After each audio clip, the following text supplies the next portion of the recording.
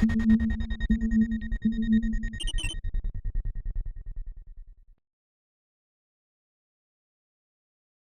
afternoon, everyone. Sorry, speakers, for keeping you waiting. So I would like to introduce you all to my young dynamic entrepreneurs, Mr. Shoven Shah. He is founder and owner of Enchanted Valley Carnival, a joint venture with Universal Music India, and founder and CEO of Tribe Vibe, a Book My Show enterprise. And Mr. Mohit Suekha, he is founder and CEO of Spiel Studios. So, welcome you both and thank you for giving your precious time to us. So, I would like to know your journey, start with your journey on, how you got into entrepreneurship right from your education days and what has been your experience, the ups and downs of life in the entrepreneur journey that you'll have. Any one of you, Mohit or Shoven, you can start with the answer, whoever is comfortable. Yeah. Hi, Daksha. Mohit, you want to start? Hi, Mohit. Mohit, we can hear you. Yeah. Yeah, hi. Hi, Shoven. Hi, Daksh. How are you? Good. Yeah. Shoven, you can start off. No problem. Should I start? Yeah. Go ahead. Hi, Daksh. Mohit, it's good to see you all after, I don't know, maybe 20 years. Yeah. Long time. Yeah. So, a quick introduction about myself. Daksh has already given an introduction. Thank you, Daksh. I just want to say, regarding my journey, I've started my journey with events in 2012. And before I start exactly, from 2012 till now, I have not been from the event space. I don't have a family history of, doing any kind of events, and I have not even studied any kind of event management course. It's just happened by the way doing my other businesses. So right after my college and my post graduation, which I completed my masters in accounting and finance in UK, I did not do any kind of a job because my dad required me to be part of his business, which was real estate in Ambi Valley City. So right from till 2012, I think from 2004 to 2012, that is when I was with my father doing real estate in Ambi Valley City. Now, sometime in 2011-12, when there were a lot of people who were coming to Ambi Valley, I believe most of the people know what is Ambi Valley. It's a destination ahead of Lonavala in Maharashtra. We realized that there is a very large gap when it comes to any kind of entertainment in that city. Although there were a lot of residents coming, a lot of people visiting, a lot of events in terms of corporates and weddings happening over here, there was no entertainment event happening for the masses, which was open to public. So that is when we started our discussion with Ambi Valley, and we told them that you should open this city up in a smaller way, at least for other people to come and enjoy and be part of the entire experience. That's when we started off doing this festival, which was called EVC Enchanted Valley Carnival in 2013. So it's taken at least a year for us to plan, talk to Ambi Valley, talk to our partners, and get this whole property started. Now, when we started off in 2013, the whole reason for doing this in Ambi Valley City is because unlike abroad in India, there was a very big shortage of destination festivals in the country. Abroad, every weekend, every month, there are tons of music festivals and non-music festivals happening, which are like the destination festivals. But in India, at that point of time, there was only one brand which was existing, which was Sunburn, and Sunburn was doing their big event in Goa in December. So everyone used to wait for that event, and even though it was a destination event, the destination was Goa and not Sunburn. So people used to go for Goa, and they used to attend Sunburn, and they even used to do your New Year's and Christmas and all of that and come back. What we wanted to create is we wanted to create a festival in which people come for the festival, even though the city is extremely important, but people are coming there for the festival, staying there for 4 days and leaving. So that was the entire concept, and that is why we introduced something which was camping. And that time, camping wasn't that big in this country. No one had really tried camping on a large scale, which was getting 5,000, 10,000 people to come and stay in a particular place.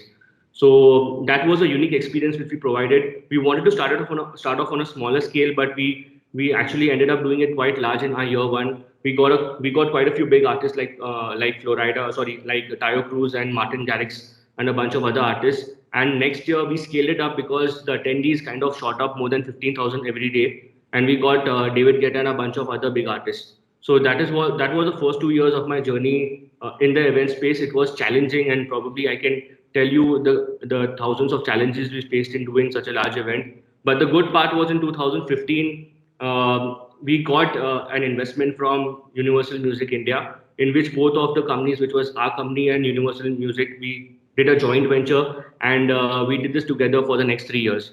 So that was a very big, it was a very big thing for us because Universal Music had never invested any kind of money or any kind of equity in any kind of event space earlier. This was the first investment worldwide. So we completely scaled up from 2015 all the way to 2017. We got a lot of brands on board. We probably up our game by at least 200, 300%. Till in 2017, we hit a roadblock because Ambi Valley City as a venue shut down before we all shut down in the pandemic. So we had a lockdown before this lockdown as well, in which we had to change the event last moment from a destination to Mumbai. And we that time realized that the festival we built was a destination festival and it doesn't work in a city. So that was a challenge which we faced in 2017. And post that, it never happened because it's taken at least 3 years for Ambi Valley to again restart. And now, currently in the pandemic, there are no large scale events happening in the country. So when it comes to large events, currently there is nothing happening. But that has been my journey. And Daksh, if you want me to talk, I can talk all about all the good things which has happened during these 5 years Yeah, and yeah, yeah, the please, challenges please. we faced. Yeah, we would love to know your, yeah, whatever you have to share. It's a learning experience for the budding entrepreneurs, and it's a really achievement to reach the scale you have reached in a short span of time. So, yeah, any insights you share will be very helpful. Yeah, please go ahead. Yeah.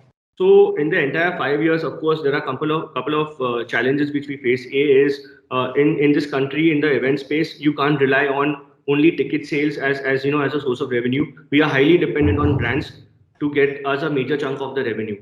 So unless this is my inputs for my years of experience doing a large festival is unless you have a very big brand backing you up or you have created a product which gets attraction from a lot of big brands, it's very difficult to recover any kind of money. That is 60 to 70% of your money comes from brands. So that is a very big challenge we face in our year one and year two. We burnt a lot of money doing that.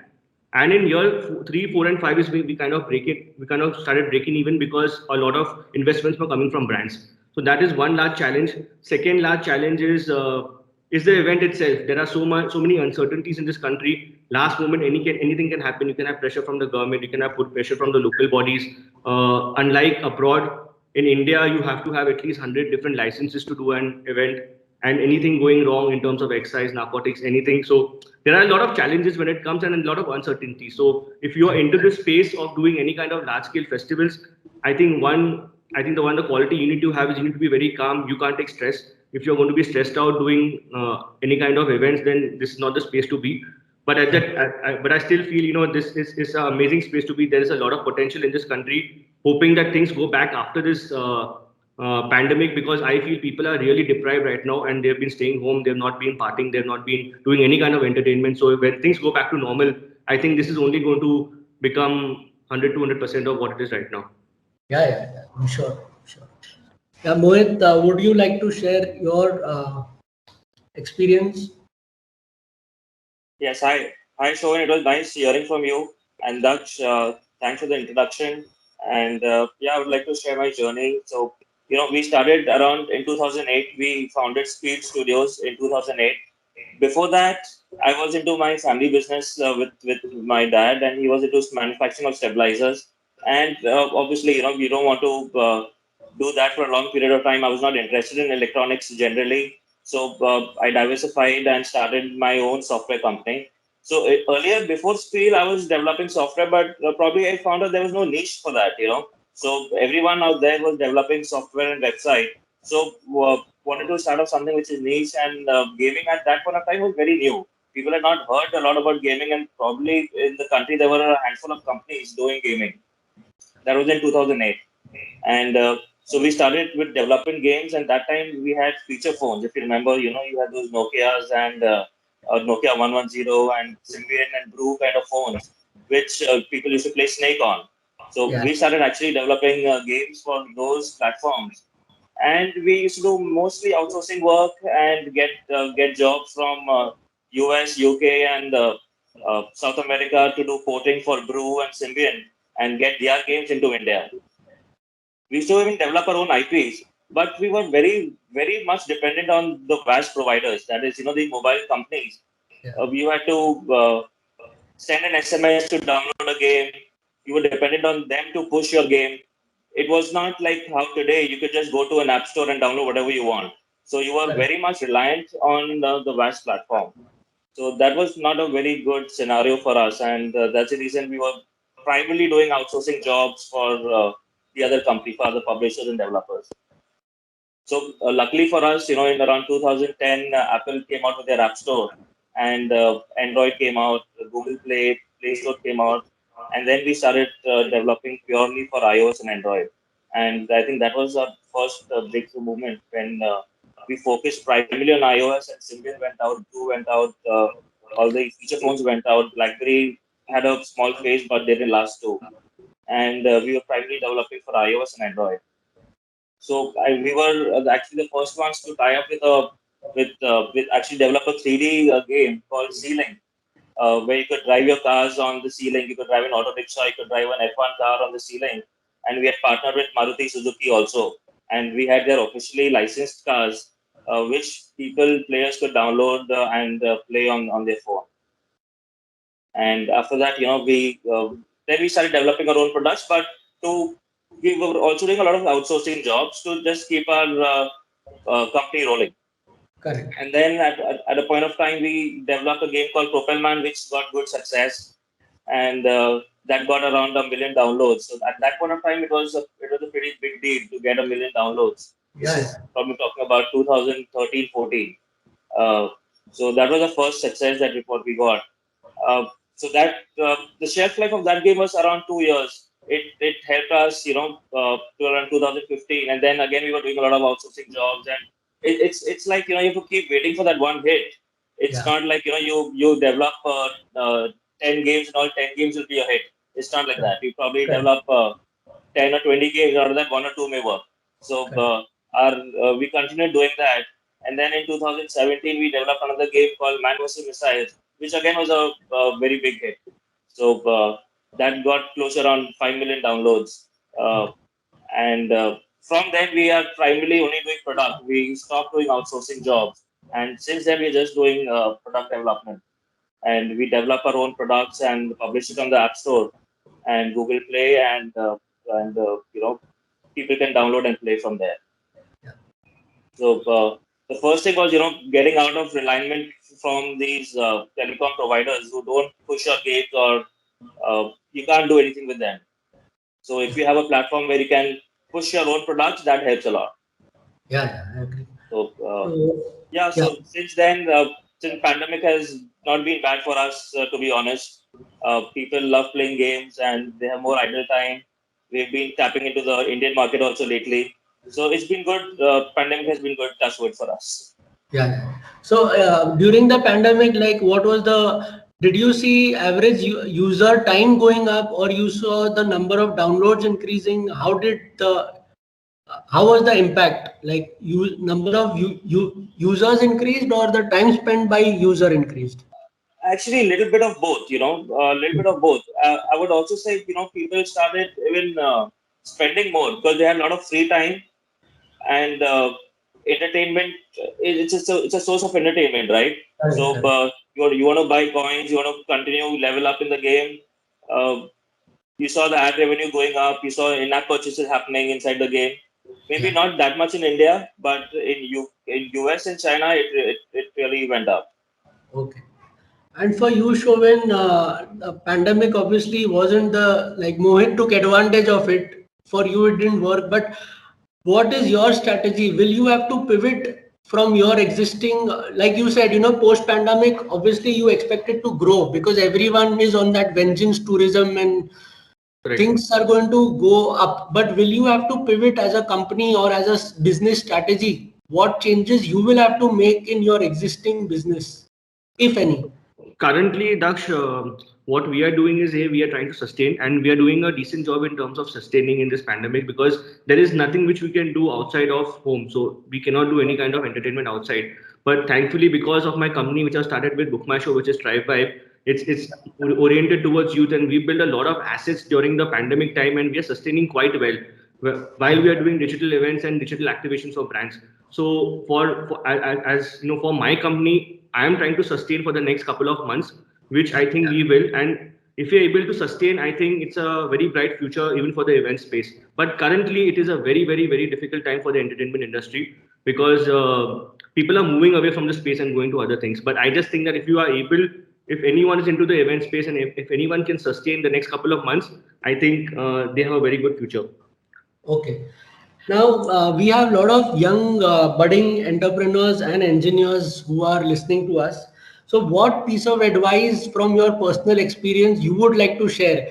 So, it may be a skill building advice, it may be a starting up advice, anything that you could share, from your vast knowledge in your field. So, if somebody, a budding entrepreneur, wants to get into entertainment, what kind of skill set or what kind of things he need to do to enter the business, or somebody wants to get into gaming, what skill set he needs. Now we know that they have, most of them are engineers and they have analytical mind. Maybe, as you said, that for event it is a stressful thing, but what any particular skill set they should work on? So any one of you can start and share for your Say, individual sector. Yeah. sure, sure. So, engineers, since most of the guys over here are engineers, uh, gaming would be a very direct and an easy fit for them, because they would know the skill set, and it's just probably learning a little bit more of the platform tools and having a good creative mind. And it's not that difficult, but provided you need to have the patience, and it's not just creating games and you'll start earning money. It's not like that. Patience is the most important criteria over here. You should be able to accept failures for a long period of time before you get that one big hit. So it's not like you create a game and you upload it out there and you start getting money. So patience is the most important criteria. What I would say is to start up, you should go for the long run. Don't go for the short run. It's not a sprint. It's a marathon. So Correct. Very true. be ready to sacrifice your next 5 years. Put in your 5 years, it will work out. It's not, if you put in your time and effort, it will work out at the end. It's not going to happen that if you're able to pull it up for 2 years, you should be able to come through it. So if you have the will, you should go for it. Yeah, thank you. Yeah, what about you, Shoin? I would like to just say that this is probably the worst time for the event and live entertainment space. So anything from now is only going to be better. So one needs to have a little bit of patience in this difficult times. Also, I feel like whatever I've done in my past two projects, I mean one which is currently going on as well. If you are building any kind of business, or if you're building any kind of product, if it is not sustainable and if it is not scalable over a period of time, at least for the next 5 to 7 years, then it is going to fall flat. So if anyone is starting off doing any kind of business, be it a startup or any kind of product or anything, make sure that you're building something which is sustainable and scalable over a period of time, and don't think in the short term future, think about the next 5 to 7 years. Correct. Right. Yeah. So I think it is very valuable insights that they have got today from a very diverse field. Now we still have 5-7 minutes. I would ask, there are a lot of people listening to you guys, and I'll give them opportunity first if they want to ask anything. If any one of you want to ask anything in particular, please be introduce yourself and ask the question. If not, I will ask the question. So anything you want to ask, please introduce and ask. Yeah, hello. My name is Parth Karya. Can you Yeah, hear me? yeah, go on. Yes. Yeah, as you said, you are into the gaming industry. So, are you the owners of an esport team, or you code games, or you develop games? Yeah. Hi. Sure. Hi, Parth. So no, we are not into esports. We don't have an esports team. We are into development of games. So we develop Okay, games for iOS and Android. Esports okay. is a very different thing. Yeah. So you guys use Python coding, or you use some other kind of application for that? Right. So we use engine called Unity and Unreal. So primarily we use Unity for most of the iOS games, iOS and Android games. But Yes. you're free to use even Unity, Unreal, Coco Studio. Whatever fits your requirement, you could use that. Yeah. Thank you. Yeah. Anyone else?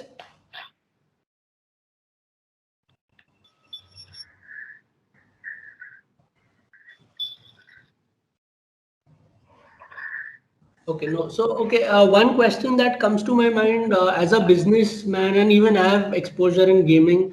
So, what happens once the shelf life is over, Mohit? So, for example, the game has spiked and then it's gone down. So, what is your strategy as a business head? You keep developing new games, or you will try to monetize the spike, or like what will happen after that? So we've seen a lot of Right. games, they've done well, and beyond the time they get lost in the crowd. Right. So, you're right. A game has a shelf life of maybe a year or two max. After that, it really goes down and it's hard to revive it. What we do is we keep pushing updates, but that also has a limit to it. Maybe if it's done really well in the beginning, maybe you can push it for 3 years.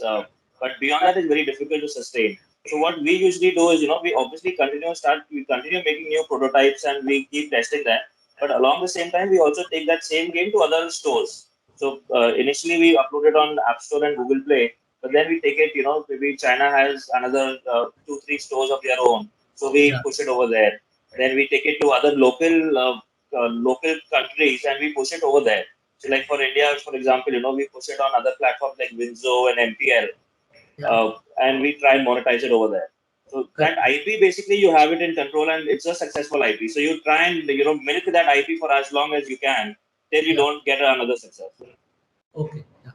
Thank you. Yeah, and Chauvin, for you, obviously you have reached a scale, but what is the plan post COVID? Like as a business owner, will you try to scale it to different geographies, or scale it in India, same location, increase the number of people, or take it to different locations and try different models? What is your strategy to scale your business, or you are going to keep it at a level? Like, what is your insight on that? As a strategy point of view, obviously we don't want anything which you don't want to share, but as a business, I want the young entrepreneurs to understand your mindset as a business owner. That's what, so whatever you can share as a strategy.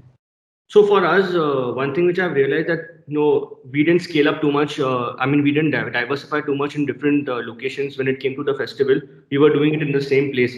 What I'm doing in Drive By with Book My Show is I'm doing it in every possible city in the country. We've done about 450 shows in 6 months in every corner of the country, and that has led to a lot of business coming in and a lot of interest and a lot of money from brands. So diversifying and probably spreading it across different colleges, different clubs, different I mean, we target only the youth, which is 16 to 25, but that is again spread, and that's a very large population in the country. So for us, scaling up quickly over a period of time is a model which works.